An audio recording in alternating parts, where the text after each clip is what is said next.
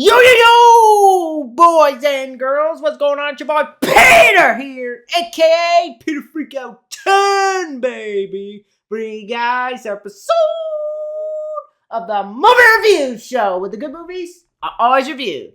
Word up, bitches, hoes, men, women, children, whoever you are, whatever you are, everybody's welcomed here. Take a seat and let's talk about movies, boys and girls. Alright, now, on today's episode, today's one was actually one that I was planning on doing for Halloween, but unfortunately I never got around to doing it because I had been busy and that night I was actually working. Thus why you actually got the two reviews, Strangeland and Urban Legend, around in one day. Or around the same time, I should say. But now finally getting to it.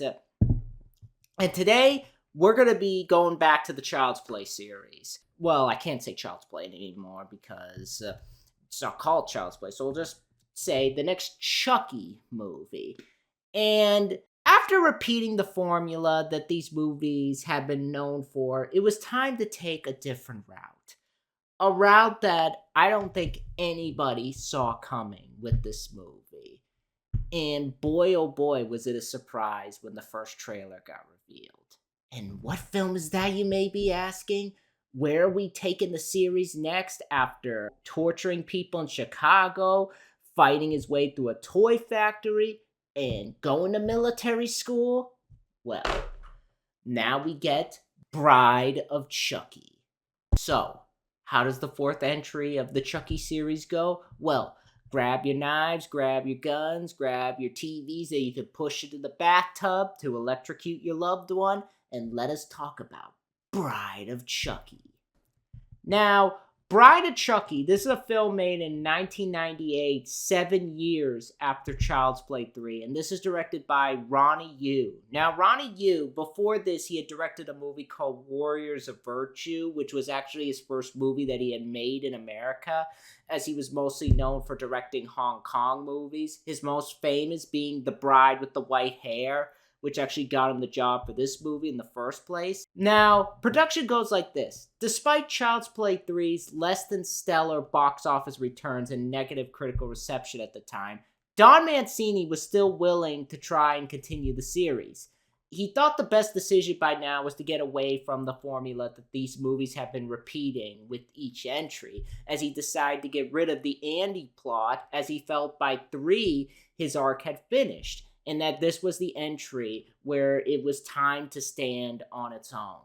Don and David started thinking about the best place to take the series to and how it could stand out. Then it all came into play when David had come across a copy of The Bride of Frankenstein one night, where his initial thought was, wouldn't it be funny if Chucky got a bride?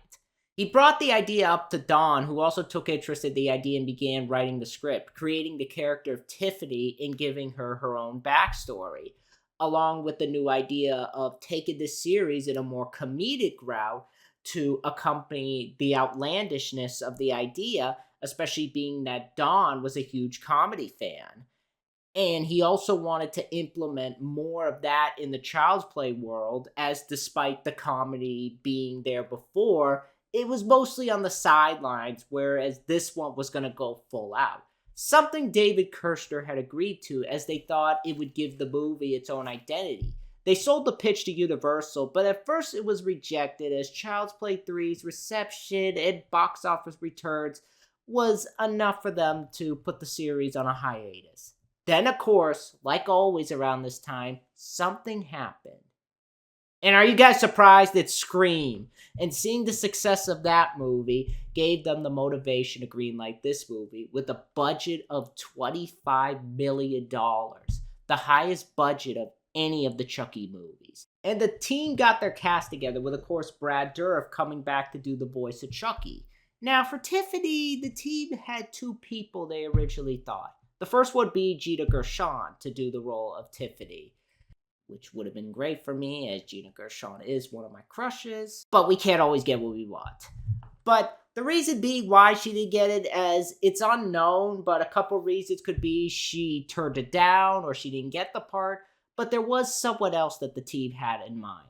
That, of course, being Jennifer Tilly. Jennifer around this time was starting to become a big name in Hollywood thanks to the success of Bound, and she was starting to take on big budget Hollywood productions and had just come off the huge success of Liar Liar.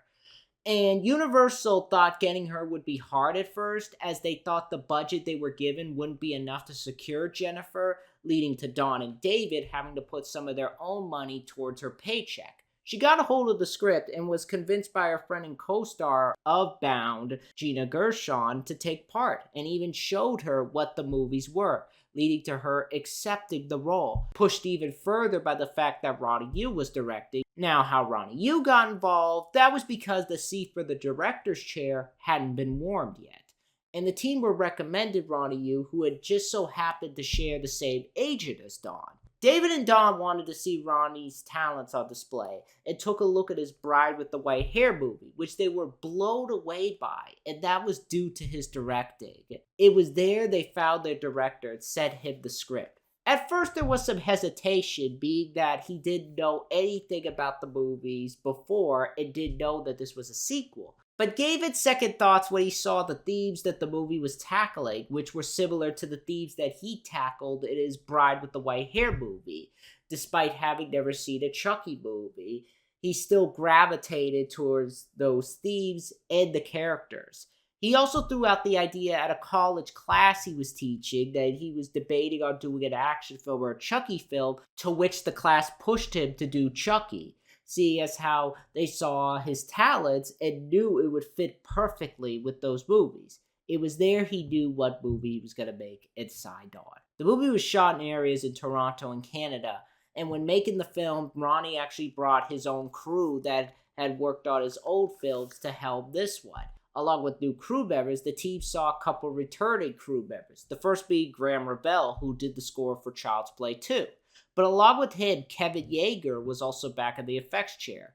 But along with him being back, the movie would also give him new ways to bring Chucky to life, and it would be a new step for the series, as unlike the previous film where the effects on Chucky were foam latex, this time Kevin also brought in silicone to combine with the foam latex. Returning to do the stunts for Chucky would be Ed Gale, who this would be his first time in a while that he would be back into the Chucky character and do the stunts. Tiffany even got her own stunt double in the form of Debbie Lee Carrington.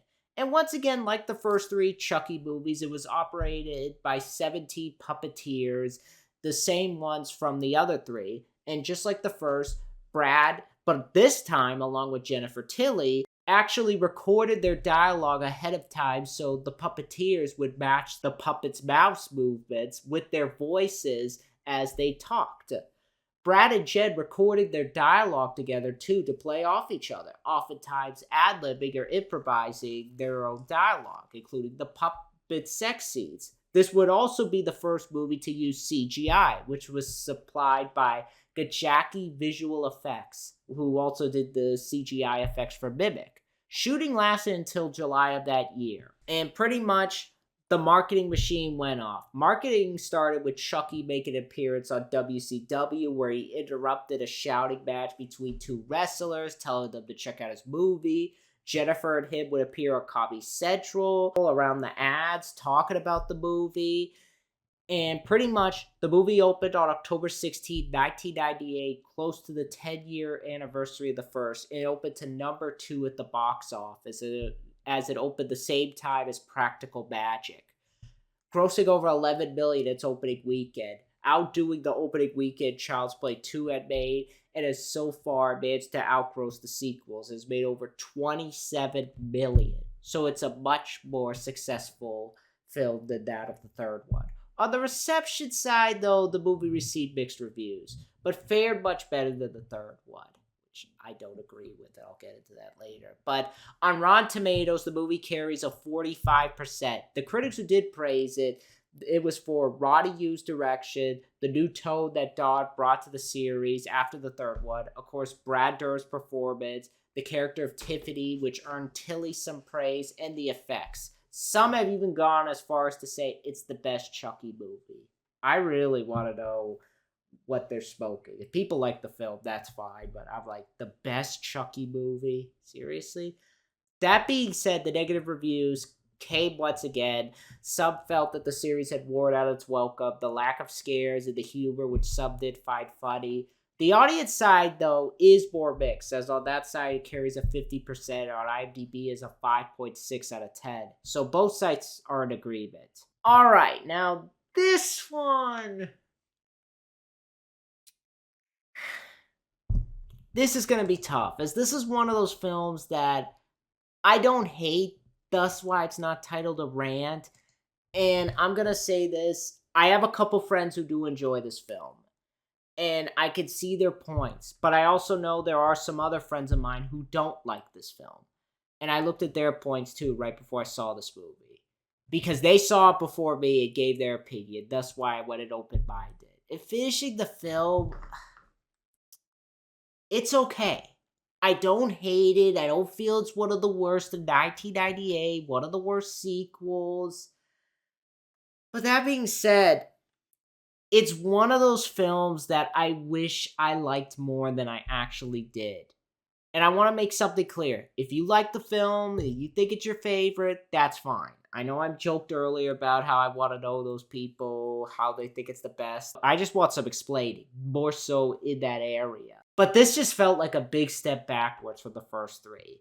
And it's frustrating because for me, there's promise in this movie, especially in the first few minutes, especially when it comes to the idea of a bride of Chucky, which I think is an interesting idea. And they set it up well. And those first few minutes to me are what the film should have remained. And I'll get into that later. Now, with the cast in this film, you got Brad Dourif, of course, reprising his role as Chucky. This time he's center stage in this movie. Jennifer Tilly playing the character of Tiffany alongside him. Jennifer Tilly from, of course, as I said, Bound and Liar Liar. You have Katherine Heigl from Under Siege 2.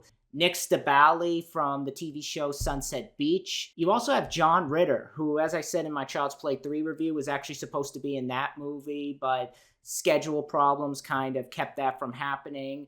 But John Ritter, for those who don't know, this is a guy from Stay Tuned, Problem Child 1 and 2. He was also in Sling Blade alongside Billy Bob Thornton, and he has been in the horror genre before with Stephen King's It. You also have small roles from people like Alexis Arquette from Of Mice and Men, and even Kathy Najimy has a small role from Hocus Pocus. She was also Peggy on King of the Hill. But all that aside, getting into the plot of this movie, the plot is basically, it's a few months after the events of Child's Play 3, and Chucky, played by Brad Dourif, of course, who after getting sliced up by the fan at the end of that movie, has had his remains locked away by the police in an evidence locker and is being held there. Well, as the trilogy was going on, we learned that Charles, when he was human, was in a relationship with a woman named Tiffany, played by Jennifer Tilly, who, when he died, she was following his activity in those movies and managed to convince this cop to dig out his remains for her, and she stitches him back together and uses his spells to bring him back to life. Well, once he's back talking, the reunion turns sour as she sees that their relationship didn't mean anything to him and he was never looking to start a family with her. So out of vengeance, she ends up locking him in a playpen and puts this bride doll in the playpen to make fun of him. Well, Chucky don't like that, of course, so he manages to break out and kills her and transfers her soul into the bride doll. So now the two need to basically find a way to get to New Jersey so they can dig up his grave in order to get this amulet that will give them the power that they can use to transfer their souls into humans. And so they managed to talk this guy named Jesse, played by Nick Stabile, who Tiffany tried wooing earlier. But he turns away her advances as he has his own problems going on, as he's in a relationship with this woman named Jade, played by Katherine Heigl, who her uncle, Warren, played by John Ritter, is against the idea of the two being in a relationship. And because Tiffany is offering him money to drive him to New Jersey under the assumptions that he's delivering the dolls for a friend of hers, he agrees to it so he can use the money that she's giving him to start a new life with Jade. So now the two, along with the with Chucky and Tiffany, not knowing that they are living and breathing dolls, are setting out on the road to New Jersey, all the while Chucky and Tiffany are causing chaos. Will the two find out Chucky and Tiffany are alive and stop them from getting what Chucky has fought for free movies? Or will Chucky and his new playmate Tiffany finally succeed and hide the soul?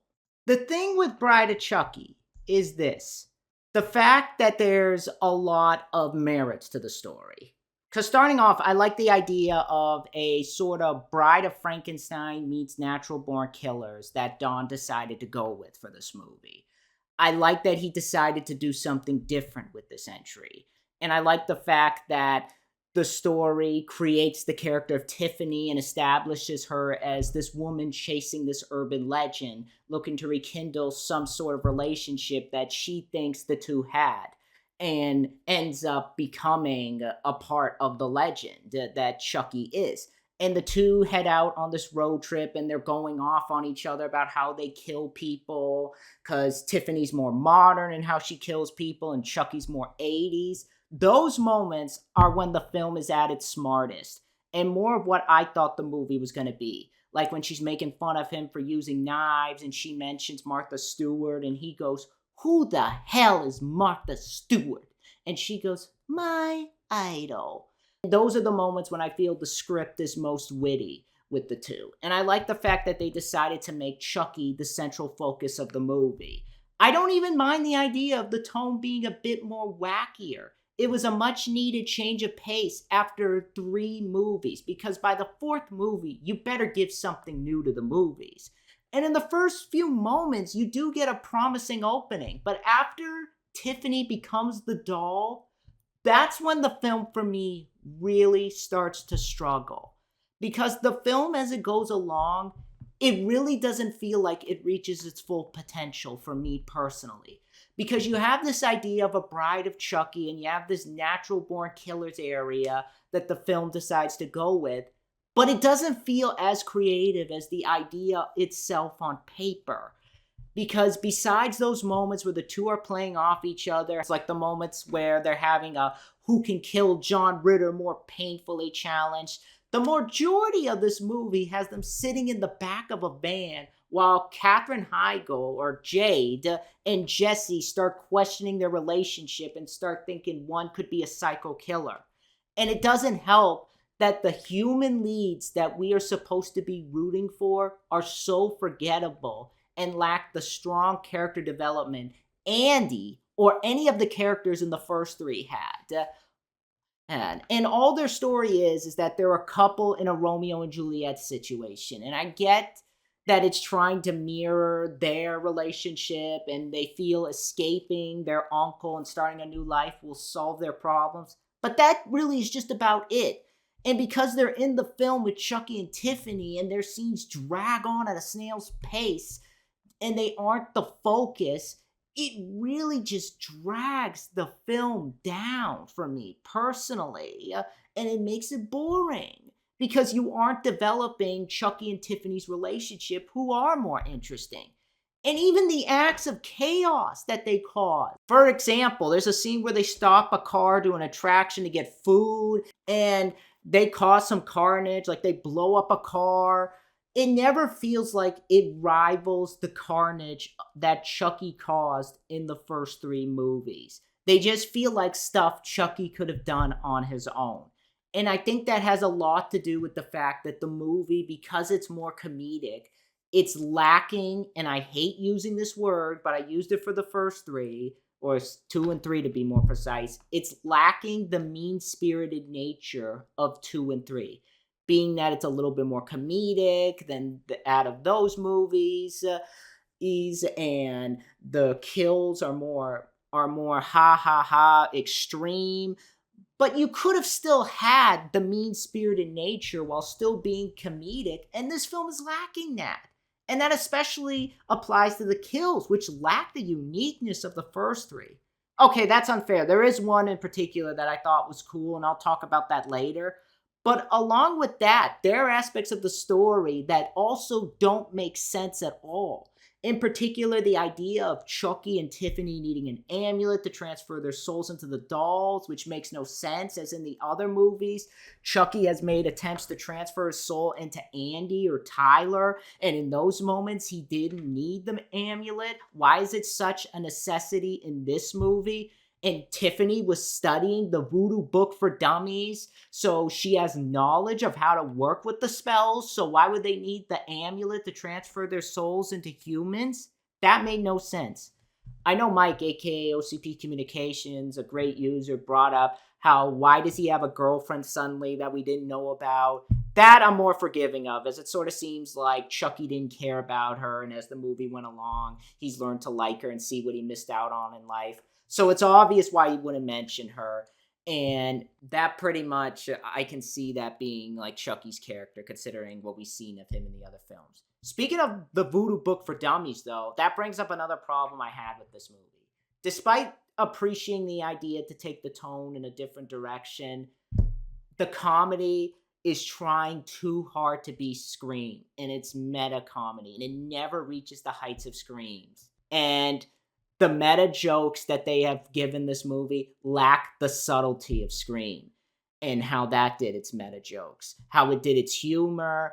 This is just based around an abusive relationship angle, and it's more embarrassing than funny. And I get that it's supposed to be a metaphor for abusive relationships, but there's some scenes that really come off as embarrassing and could have been delivered in a way to get that message across that were more subtle. I didn't need to see Chucky, who crushed a guy to death with a garbage truck in 3 and suffocated a dude with a plastic bag in 2, get tickled and shoved into a playpen.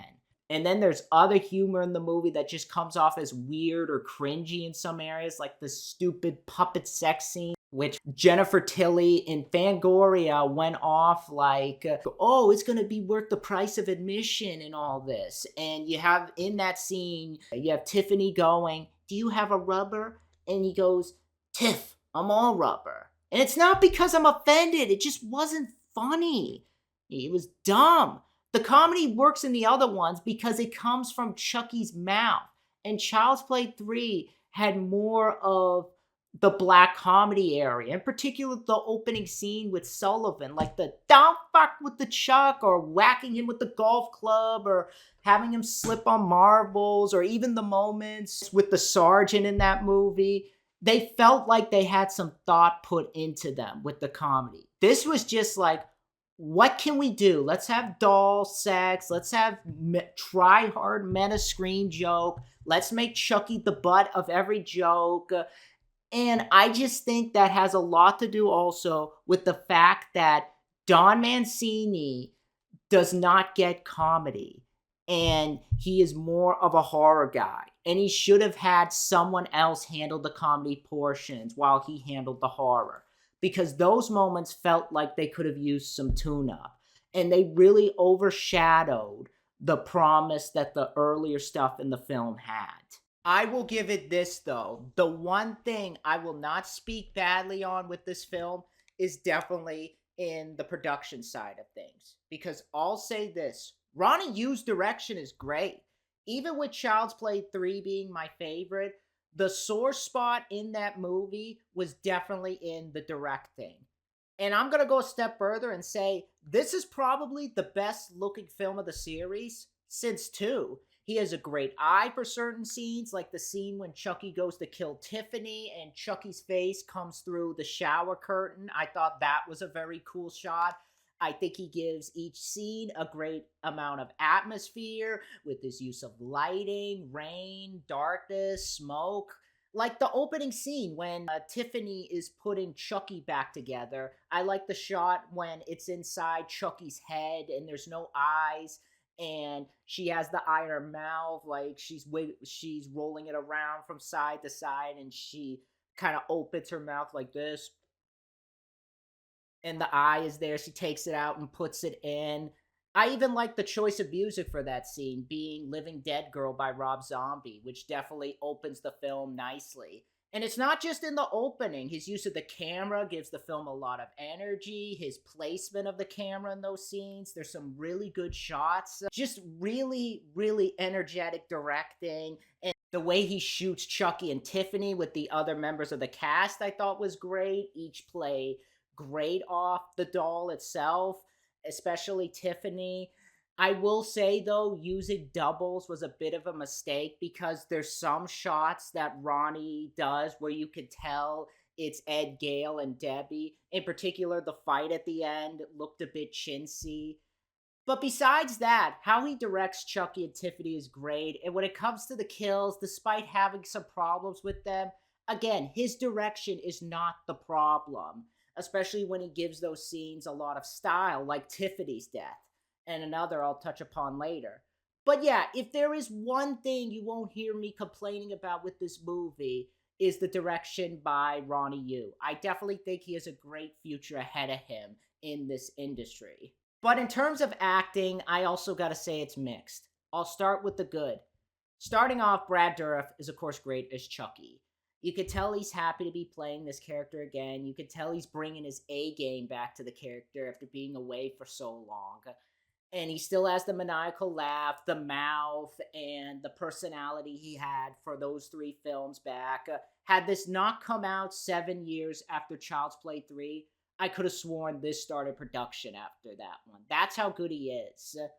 I will say, though, I do feel some of the dialogue he's given isn't as strong, especially in the mouth area of Chucky, like in the way he talks and what he says, because they're not in the vein of the psycho running his mouth like the first 3, and they're more in the vein of one-liners and wisecracks, which some have said started in Child's Play 3. I disagree, because those still felt like they carried the edge Chucky had from the first 2. Whereas here, they're more in the area of wisecracks. And they just weren't funny to me. That's what it comes down to, if they're funny or if they're not funny. And I just didn't find them as funny as they could have been, and are nowhere near close to anything in the first 3. The only one I actually liked was with Alexis Arquette and Jennifer Tilly, and she's giving him a dance to wake him up, and he wakes up, turns his head around, Linda Blair style, and goes, "It ain't the size that counts, asshole. It's what you do with it." That was the closest it felt to anything like in the first 3. But at the end of the day, though, Brad Dourif is not the problem in those areas. He's giving it his all. He's giving his mouth, his personality, and I'm not going to put any blame on him for that, because you could tell he's trying. Jennifer Tilly, I know I have friends who hate her in this film, and they say she's annoying. I think she does well for what she's given. In both human and doll form. I will say in human form, she is smoking hot. I'll say that. And I like that. And I like the dance scene. Definitely got the howl in me going. You know what I mean. Just messing with you guys. But the one thing I will say is I like the idea of her character being this sort of femme fatale chasing the urban legend of Chucky, as she thinks the two had something going on together. And when she finds out it was a lie, she puts Chuck in her place. She does well in those areas. But when she gets in the doll form, her and Chucky start to basically bond over the fact that they're both psychos and enjoy killing and challenge each other on who can give a bloodier death, like the scene with John Ritter and his death. And I think her and Brad Dourif play great off each other, having this sort of Bonnie and Clyde sort of relationship, and how at times the film looks at their relationship with the point of view of this being a toxic relationship. And I like the scene when she talks to Nick Stabile's character about how make sure you do the dishes for your girl.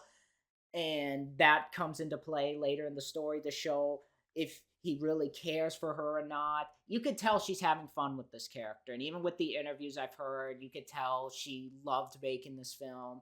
So I can't fault her there. And even with the time they're on screen together, both her and Brad Dourif, they do great. They do great playing off each other. You could tell they got to know each other before filming, making their relationship feel that much more natural. So can't fault them there for that. I will say there are some lines where she does come off a bit screechy in some parts, like when she's in the doll form. And this also ties into the dialogue I said earlier with Chucky, because they carry over into her that I just didn't find funny. Like when she first gets in the doll and Chucky is forcing her to be his bride, and she goes, "I wouldn't marry you if you had the body of G.I. Joe." Like that just was stupid. Or the whole Barbie eat your heart out. I wish she kept that kind of voice, the smooth and a little bit sexy voice she had in that line. Because when she gets screechy, it gets annoying. I shit you not. I still stand by the fact that for what she did fine. So May could have been toned down a bit. May could have had a little bit more held back at the screeching and the jokes. But her and Brad together, I can't fault them for that. Where the cast really does suffer, though, is in the human leads, played by Katherine Heigl as Jade and Nick Stabile as Jesse. I literally had to write their names down. That's how memorable they are. Who I honestly think of these movies, they are the weakest protagonists and totally pale in comparison to Andy from the first three, who you felt sorry for, being that you saw Chucky ruin his childhood, and from the first movie to the third, it felt like there was a sense of an arc with him and a growth of his character. On top of that, both Alex Vincent and Justin Whalen can outact circles around these two. There's no sense of character development with them. They're just used as a plot device to get the movie going, and they're just boring, bland, lifeless, and the fact that they're the second story element of the story and are focused on also, it really slowed the film down for me. And it just didn't feel like they got two people who were strong enough to carry the movie, and were instead picking people based on the Scream-like casting that they were trying to replicate. So yeah, and there's nothing to them. They're just a couple that want to run away and basically get married, and they find out that these two dolls are alive, as basically they're trying to get to New York, and if they get them there, they get money. There's really not much to them, and the whole movie just, they really blunder the film for me. I really wish the film was more of Tiffany and Chucky as the lead. Because despite the dialogue being a little bit dumb, it's, they can get a laugh from time to time. Even though, because despite the dialogue being bad, I can watch it for their chemistry in some parts. Besides them, other actors you got, John Ritter is Katherine Heigl's uncle, who's against her being with Jesse, so much so he tries to frame him. So it's John Ritter playing a deuce, which is funny to see because John Ritter always playing the nice guy in movies. So it was interesting to see him play a douche, and he does it well. It's nice that him and Don got to work together after the whole Child's Play 3 thing, even though his character is too quickly disposed of. I'm not kidding you. He has like 2 or 3 seeds before he's killed. So that should tell you something. And the rest of the film, his body's in the back of the van till he jumps out and screams at the sight of Chucky. And Chucky stabs him. It's like, what a waste of John Ritter. If I want to see John Ritter in a horror movie, I'll go watch Stephen King's It. At least in that movie, and More to Do. And as much as I like his acting here, his acting's better than It. Sorry, not sorry.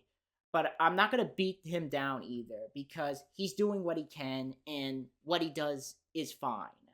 Other people, you got Alexis Arquette as this weird goth guy who tries to get in Tiffany's pants. Kathy the Jimmy as this housemaid at the hotel they stayed at.